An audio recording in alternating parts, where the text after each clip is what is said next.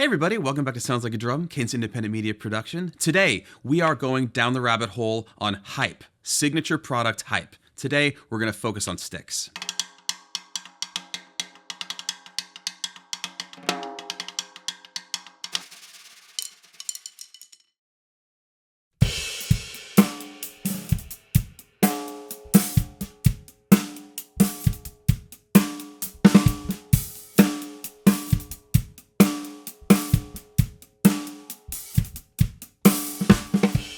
Now, anybody watching that's concerned that this is going to be another rant, there's a little more to it than this. We have been getting more and more concerned as time goes on with the idea that a name on the product means that you need to have it, versus the idea that a name on a product could be meaningful about that product and guide you toward getting things that'll actually help you make the music you want to make. Since we, like you, don't have a ton of extra money lying around, we're going with sticks today rather than something like drums or drum sets or something like that, or even cymbals, because there are signatures on every part of the drum set out there in the world, and you can spend extraordinary amounts of money, even just with regards to the markup that happens when a name goes on there, on things that are not actually going to elevate your playing at all.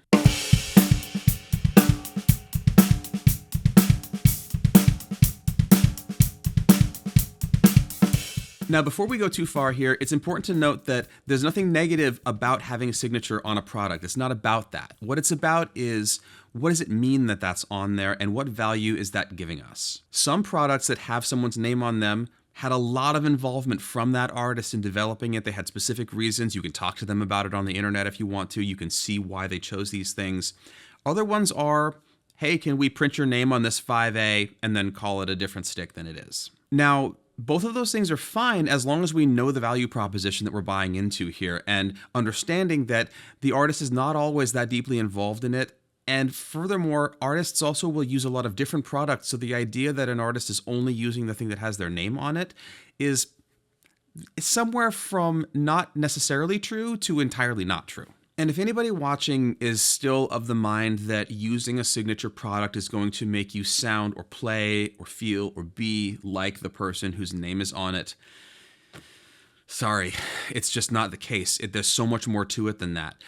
Now, having said that, there are products in the world that will get you closer to a certain sound, or at the very least get you a sense of that artist's approach, which is why signature sticks is the one signature thing that I often go in on because it's inexpensive. It gives me insight into how they might feel when they're playing their drum set, or the way that it draws a sound out of a cymbal, that kind of thing.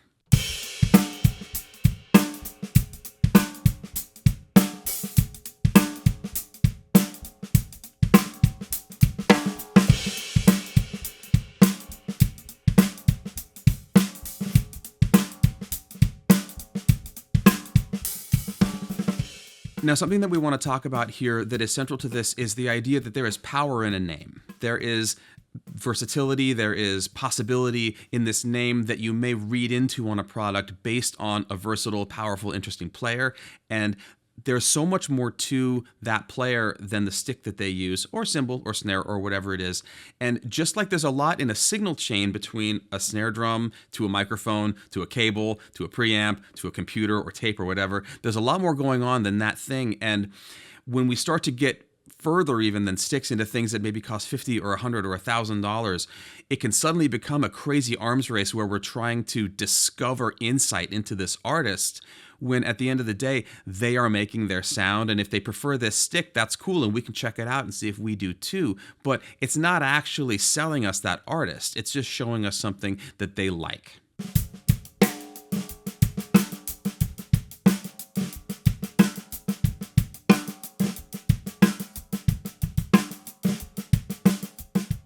A fun analogy that popped up when we were having coffee earlier is the idea of signature shoes. Let's take like Air Jordans. There's lots of signature shoes out there, but imagine that they made Jordans and they only made them in his size. And you could buy them and you could wear them, but unless you have the same foot at the same size, which is statistically unlikely, they're not going to do for you what they do for him. Now, on that same token, if you take maybe like a really heavy hitting player, or just a really big guy that plays drums, and you're like, I love his playing, I want to check out his signature stick. I want to make that sound. And it shows up and it's 17 inches long and it's a 2B, and you listen to that guy play and they sound like they're playing with a 5A when you play with a 5A, because you're 5A sized and they are 17-inch 2B sized. This is exactly where the usefulness of a signature stick comes into play for someone like maybe an Abe Laboriel Jr. or a Danny Carey. Big dudes, big hands, big sticks, it makes sense. But for somebody that's average size like me, I need an average size stick to do most of the stuff that I do, and that's just physics.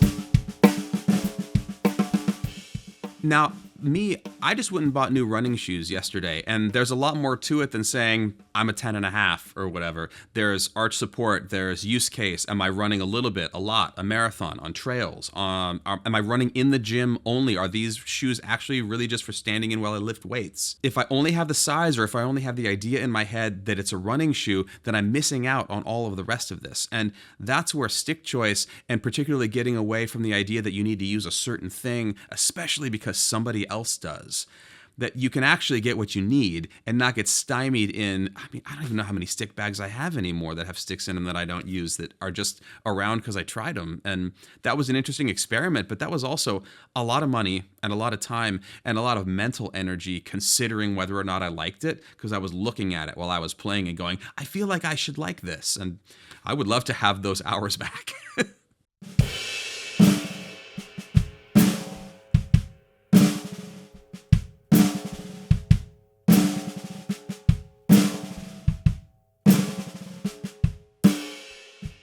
This is where we arrive at the overarching and also fundamental issue that we're talking about here, which is the idea that a product is important because somebody else uses it, and you should use it because they do, for myriad reasons. And this is coming back to the idea of influencers, of the market, of companies, of selling, and importantly, selling you virtually the same thing as many times as possible, because it's about the money and not necessarily about our needs as players and as creators. This means for us that putting a product or a person's name on a product up on a pedestal is virtually meaningless. All that's for is getting people to buy that stuff that's in between us, the lowly, and whoever it is that we're putting up on a pedestal for whatever reason. The fact of the matter is that at this point in history, 9 times out of 10, the people up on the pedestal, we're not even putting them there. Someone's putting them there because they seem like the right thing for all of us to look at, that's going to ultimately rain down the most sales for them. And that means that on the one hand, we can waste a ton of time checking out a lot of products, or on the other hand, we can be really judicious and thoughtful about it and actually find what works for us, discover a heavier stick and a lighter stick that make you happy, and then you never have to think about it ever again. And it doesn't matter who ends up on the pedestal or on Instagram or on TikTok or wherever you're looking at people with products to show you, and just set all that aside and get back to playing.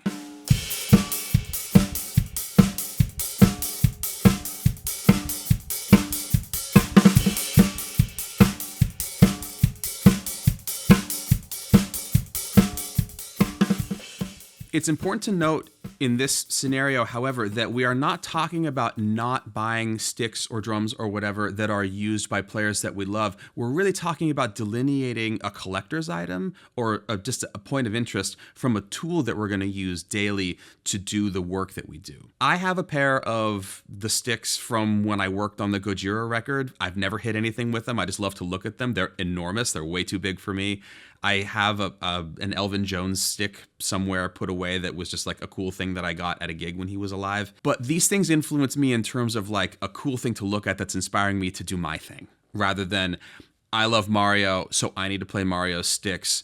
They're enormous. It's slowing me down. I can't do the gigs I'm doing with these because I don't play stadiums. It's a differential that we're talking about here. And both sides of this work. The thing that works for you, and then checking out stuff that our heroes use. But if we can get away from the idea of those things having to cross-pollinate so that we feel like our heroes, we're going to spend a lot less money. We're going to make a lot more music.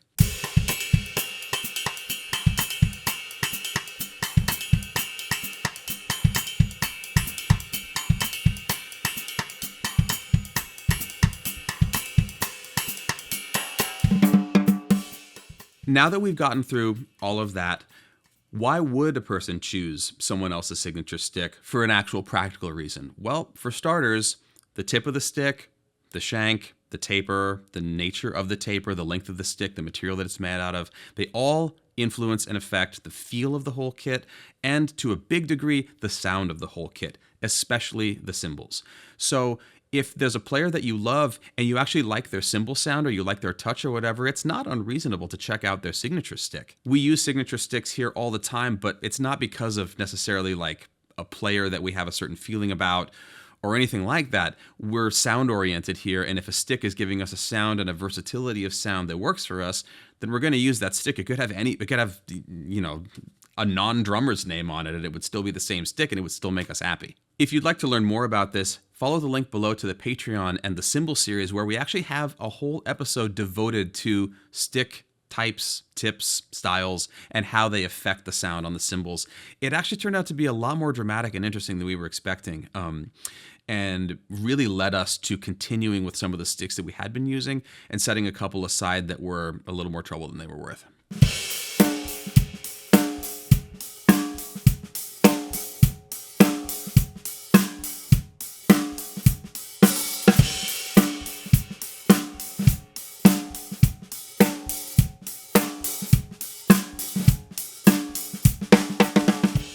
The key thing that we want you to take away from this is that setting aside collector's items and souvenirs and things that are inspirational as they sit on a shelf, these are tools that we're talking about, and the hope would be that the stick that you're using would be the stick that you use, regardless of the writing on the stick, regardless of the origin story of that stick.